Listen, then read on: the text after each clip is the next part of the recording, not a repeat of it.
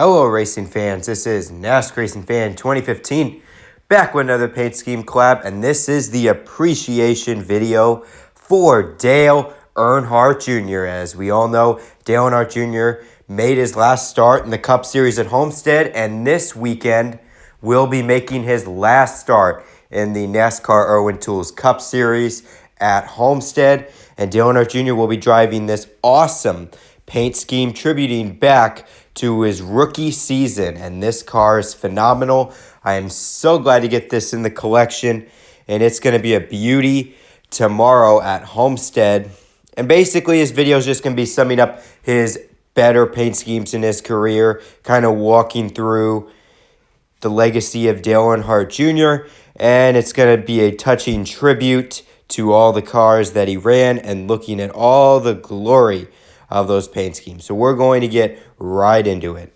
So first up, we have the Dale Earnhardt Jr.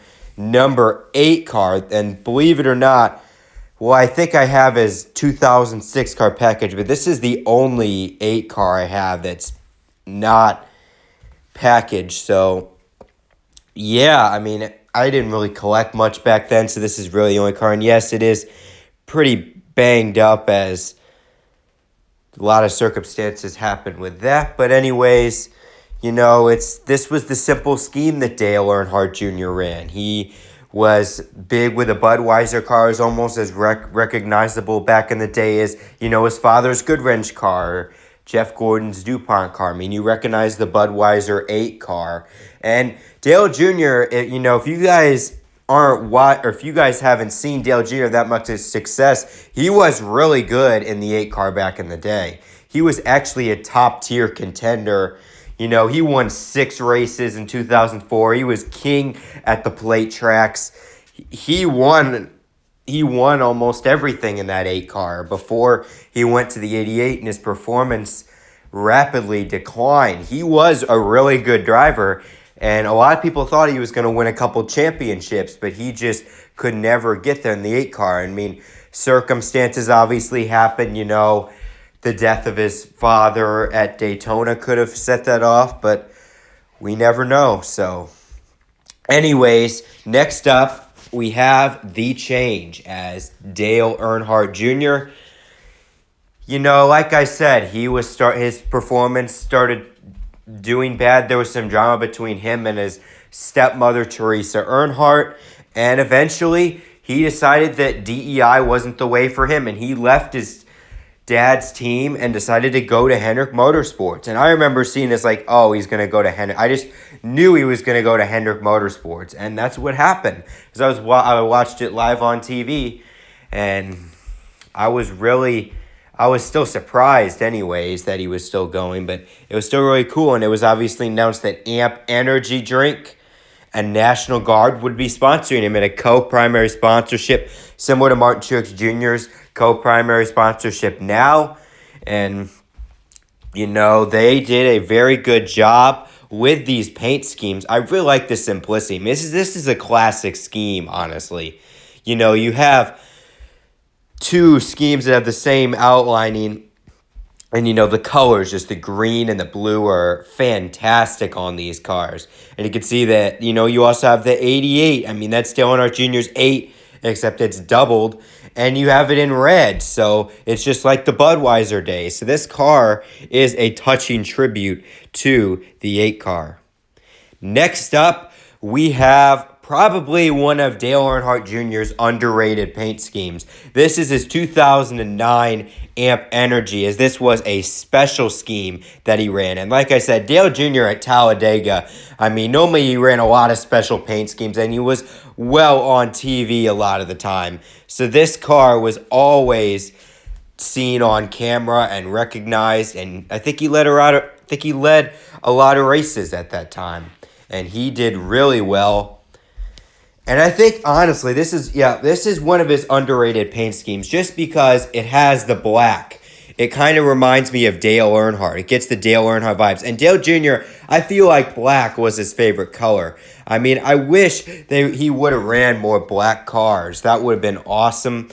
But, you know, that would have grown a lot of outrage. People saying, oh, he's just like Dale Earnhardt, put more pressure on him. But he always had the black back bumper, which is really awesome. And that was one of his signature things. You can see on the back it says amp up. I also like that too. That was a cool slogan. Kind of like the fueled by bacon nowadays with Smithfield. And this car is just really, really nice. And I was so glad to see it run at that Talladega race. I don't think he did that well. That was in his awful 2009 year where it was just as bad as the 2017 season. And then we have this car, the Mountain Dew Throwback. I also have his 2008 version, but I decided to go over this one. So this car is a touching tribute to Darrell Waltrip, as Darrell Waltrip drove this Mountain Dew car, and it was a signature paint scheme back in the day, back when Mountain Dew used to sponsor the whole season for them. They could afford to sponsor another car. But you can just tell, yeah, the only changes between the other one is this is the Diet Mountain Dew car, as this is kind of the era where it kind of all changed, as the next season, as you'll see in a minute, they changed the Amp Energy sponsorship to Diet Mountain Dew. And, once in a while, Dale Jr. would run a Mountain Dew paint scheme. And this one was a very signature car. I mean, you can see it's got the classic green, and then it's got the stripe of red, and then it's got the white. I always liked the throwback theme, and I wish that Mountain Dew and Pepsi would do this often. I mean, we saw with Jeff Gordon that beautiful throwback car, the yellow one. That's too bad it crashed after 9 laps. And I don't get why isn't Pepsi sponsoring William Byron right now? I don't even know if they're even going to be a sponsor of that team, Pepsi or Mountain Dew. But with Dale Earnhardt Jr., he got the royalties of Mountain Dew colors, and he obviously ran this paint scheme, and it was a beauty to look at. And now it leads us to 2012, where Mountain Dew or PepsiCo decided that Amp Energy was going to take a reduced role, and instead they would be promoting their Diet Mountain Dew. And this was a time where, low-calorie soft drinks were starting to become a buzz. We saw it with Jeff Gordon. They switched his classic blue Pepsi scheme, and instead they promoted him with the black Pepsi Max car. And that car, yeah, Jeff Gordon's Pepsi Max thing never captured the hype and surrounding that his original Pepsi car had. It was just a black car with flames. And obviously with Dale Earnhardt Jr. and Diet Mountain Dew, it was a little bit different, as the Diet Mountain Dew car looked awesome. But we always thought, after 4 years of the same scheme, what would happen if they inversed it and made it just a Mountain Dew car, and with the green. And obviously, that ultimately changed. And you look at 2017, the Mountain Dew car was fantastic. I think Mountain Dew should have done the light green a lot earlier, just like Pepsi should have done the light blue earlier. It just looks better. It makes it more appealing and more drinkable, because kind of blue, when you look at just the regular blue and green, it's a little bit depressing after a while. But, the new colors, they look vibrant, flashy, and that's something that they did well. Next up is Dale Earnhardt Jr.'s Amp Energy orange car. And this is one of my favorite Dale Earnhardt Jr. paint schemes, as I loved the 2010, the Amp Energy Juice car. That looked awesome. And then Amp Energy obviously decided in 2013. I believe this ran at the Las Vegas race in March. And that car was fantastic to look at. Dale Jr. had the classic orange on the top. And it's basically like the Amp Energy scheme, you could say, of 2012. Except now, it's the orange. And this car is killer. It is a really nice scheme to look at. And I believe this was Amp Energy. This is the last year of them promoting Amp Energy. As obviously, this was also the year that Amp decided to, and Mountain Dew scaled back their sponsorship to be similar to Jeff Gordon. As I believe they sponsored 5 races total that season for Mountain Dew. They had 3 with Dale Earnhardt Jr. and 2 with Amp Energy. And they later had some golden drink or something at Texas in October. And that car was also cool, but, I like the orange one a lot. And, this car, of course, was mass-produced by Spin Master and other retailers. So you can probably find this car a lot. nowadays on, eBay or Amazon or something. So it's not too late to get this one. And this is personally one of my favorite Earnhardt Jr. cars. I just really liked all the soda theme cars.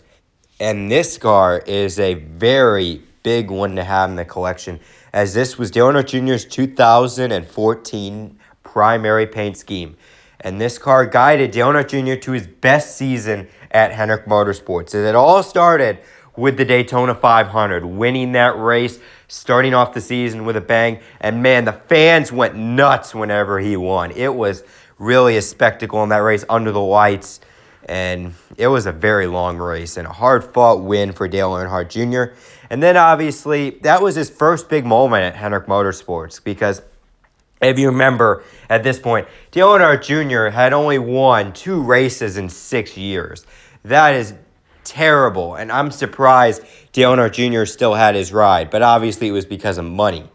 I mean, I think when Pablo Montoya won as many times in that time frame than Dale Earnhardt Jr., but he kicked off the year with that, and then obviously he didn't stop there. He won 2 races. He swept Pocono, and he had a really fast car all season long. It was basically, that was Hendrick Motorsports, their last year of full dominance, as Jeff Gordon, Dale Earnhardt Jr. had a fantastic season. Jimmy Johnson was also there, and then Kasey Kahne obviously made the chase. And then Dale Earnhardt Jr. went on to win Martinsville. He beat Jeff Gordon and Tony Stewart, 2 of the greats in NASCAR, to win his first and only grandfather clock. Next up, we have Dale Earnhardt Jr.'s Talladega win, and this car was really special for a lot of reasons. Obviously, nationwide, this was their first win with them, and it was also the Geico 500. Think of that. It's a good day when an insurance company wins an insurance-sponsored race. Isn't that right? But anyways, that race, Dale Earnhardt Jr. and the Hendrick cars were truly the ones to beat in that race. Jeff Gordon was on the pole. Dale Earnhardt Jr. was fast. Jimmy Johnson was fast. Kasey Kahne was in the top 10 before he got in that big wreck early in the race. Those cars were really fast, and it was really before we started seeing sort of a mix up front and before the Fords really started taking over in terms of plate dominance. And Hendrick Motorsports, they were killer at this. This was their one strength in 2015. And Dale Earnhardt Jr. made the most of it, as Dale Earnhardt Jr. held off Jimmy Johnson and a young Ryan Blaney running a part-time season in this car to win. And it was really special. Dale Earnhardt Jr.'s last win at Talladega, and it was his first win at that track in a lot of years. It had been almost a decade, so a special day for him. And he wasn't done after that. Dale Earnhardt Jr. went to Daytona in this awesome patriotic paint scheme, and he delivered as, like I said, Hendrick cars were fast again in this race. We had Dale Earnhardt Jr., Jimmy Johnson. They were really the 2 fastest cars of the night, as they were always 1-2, it seemed like. Jeff Gordon, he was up there as well, off and on. Sometimes he would be up there with his teammates. Sometimes he'd get pushed farther back in the field. And then Kasey Kahne, he unfortunately caught the worst luck again. He got in a crash in the middle of the race with, I think, Matt Kenseth and Eric Almirola. And that race was a very long race. I remember staying up till 2 o'clock to watch this. And I am grateful to see that whole thing, because the finish was fantastic. Dale Earnhardt Jr. winning, and then obviously, Austin Dillon, his crash. I mean, thank goodness he was okay. And that was just a fantastic race to stay up for and see him win. And then last from his 2015 season is his chase car. And Dale Earnhardt Jr., he made it to the chase, and he was considered one of the favorites. The round of 16, the Challenger 16. He did really well. He had one bad run at New Hampshire because of fuel mileage. Then Jamie McMurray, he edged out Jamie McMurray at Dover to get the final transfer spot. And then obviously the round of 12 didn't go his way. He just had a lot of bad luck. And then that stupid overtime line. They should have just redone that. That was stupid. But not only does this car symbolize that, but it also symbolizes this was Dale Earnhardt Jr.'s final chase appearance. And to me, this was Dale Earnhardt Jr.'s final year as a competitor. He later won Phoenix to be his last ever win. But Dale Earnhardt Jr. in the next coming season just really lost his confidence. And so here it is. We have his 2 primary paint schemes, the Nationwide and the Exalta car. Now, the first half of the season was pretty good for Dale Earnhardt Jr. We saw him win the Can-Am duel. He was really good. And then just really, whenever he got into a streak of bad luck, it was at Talladega. That was the turning point of this season. Whenever Dale Earnhardt Jr. got in that wreck at Talladega in one of his biggest races, and he just started climbing down the standings to where he was on the bubble. You know, Chase Elliott, Austin Dillon were having better seasons than him. And it was, I mean, he got in a couple more wrecks, Michigan, Daytona, and it then triggered a concussion for Dale Earnhardt Jr., and this eventually sat him out for the second half of the season. But Dale Earnhardt Jr. was committed to come back into NASCAR after that, and he ran these two awesome paint schemes. These were some true classics for Dale Earnhardt Jr. We'll easily remember these in a couple of years, and that was cool. And so then the 2017 season, Dale Earnhardt Jr. comes back to Daytona. He doesn't run the Clash because obviously he wants Alex Bowman to get his shot in the 88 after subbing for Dale Earnhardt Jr., and he obviously made it because of his Phoenix Pole Award. And Dale Earnhardt Jr., the Daytona 500, he qualified second to Chase Elliott, and in the race, he was looking good until the big crash happened where Kyle Busch blew a tire, Matt Kenseth, Eric Jones were collected, and Dale Earnhardt Jr. just got clipped. He went almost into the air and wrecked. That ended Dale Earnhardt Jr.'s final Daytona 500. And then basically the rest of the season was almost a mess for him. You know, we saw at Bristol, Richmond, just a lot of random issues. Atlanta, he went 5 laps down. And obviously this triggered his retirement tour. Dale Earnhardt Jr. announced that this would be his last year in racing as he decided that he wasn't doing well and he should probably step away. And so then it leads us to this glory as basically the rest of the season for Dale Earnhardt Jr., it wasn't that good. The only memories you could really say out of Dale Earnhardt Jr.'s last season, basically everything with the media hyping, like every celebrity that congratulated him, winning the pole at Talladega and Daytona's last start. But after that, it was really a rotten season for Dale Earnhardt Jr. Maybe you could also add William Byron winning the Xfinity title in Dale Earnhardt Jr.'s. It was his last weekend as a full-time Cup driver. His Xfinity team won the championship. They had 3 out of the 4 cars in there, and they truly dominated that season in terms of Xfinity regulars. And, I mean, it was just a bad season. It was not very good for Dale Earnhardt Jr., and he came into Homestead and ran his car that started it all, and that race was kind of like the rest of his season. Dale Earnhardt Jr., you know, he started out the race okay. He was just cruising along. And then later in the race, he had some loose wheel or something. And then that basically, I think he finished 25th in that race. But Martin Truex Jr. hit one of his best buds, a driver that he brought into the Cup Series, wins the championship for him. And, you know, that was probably the last big moment for Dale Earnhardt Jr. And after the race, he was still upbeat about it, and that's something that adds to Dale Earnhardt Jr.'s character. Most drivers would be frustrated, like Tony Stewart probably was a little bit frustrated after his last race. You know, Carl Edwards, you know, he was probably a lot upset. Dale Earnhardt Jr. didn't look upset at all. He looked like he was upbeat and happy, like he just won the race, and that's just something about his character that, you know, we could all admire, we could all work to be, and it's something that he's done great at. And, I mean, it was truly grateful to see this car run one last time, especially, you know, since I don't remember much about Dale Earnhardt Jr.'s run in the 8 Bud car, so it was good to see this car run again. So that wraps up the Paint Scheme Collab on Dale Earnhardt Jr.'s career. And anyways, final thoughts about Dale Earnhardt Jr., he wasn't the greatest driver in NASCAR. I mean, if you make a list of the best drivers in the 2000s, 2010s, Dale Earnhardt Jr. probably won't even make the top 10, or he might make it 9th or 10th. But after that, I mean, he had some good accomplishments. He won 2 Daytona 500s, 26 wins. He was the king of the plate races back in the day. And, I mean, obviously, he's probably the people's champion. If you look at him, you know, a lot of fan votes, most popular drivers. I mean, I think they should get rid of that. But it's a big accomplishment to, you know, have the most fans cheering and supporting you. And, I mean, Dale Earnhardt Jr. fans are some of the greatest. They've done a good job with him, and it's kind of surprising how they've stuck with him. I mean, sometimes it's kind of hard for me to do that, but anyways, I mean, Dale Jr. fans are some of the greatest you'll see out there. They love this kid to death, and obviously, you know, you got to look at the future too. I mean, you look at it. He brought up Brad Keselowski and Martin Truex Jr., 2 champions in the sport. That is good as well. And then you got to look at his future. You know, he's going to be at NBC next year. We don't know what role he's going to be in.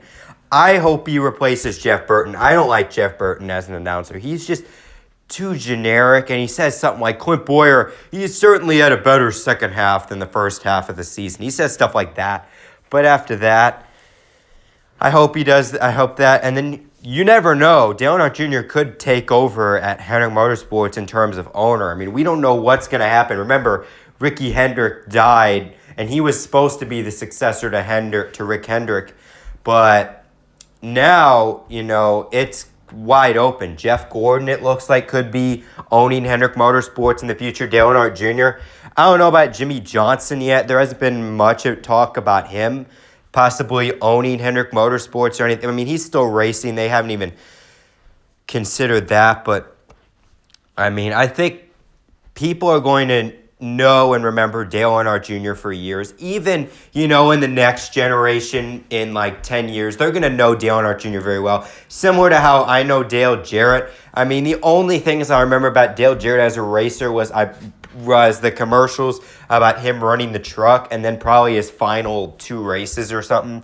Those are the only things I remember about him. But I obviously know him well as an announcer on ESPN and NBC, and, you know, I know he drove the 88 car back in that day. He was a good in that race car, and it's going to be really interesting to see what Dale Earnhardt Jr.'s his next part of his career in NASCAR brings, and hopefully most of the junior fans decide to stay with him, you know.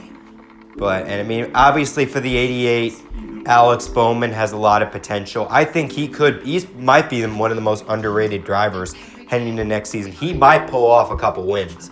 I really think he might burst right out of the gate. Remember, we have Phoenix coming up. We know what he did there last time, so lot to look forward to, both with Dale Earnhardt Jr. and obviously the future of the 88 car.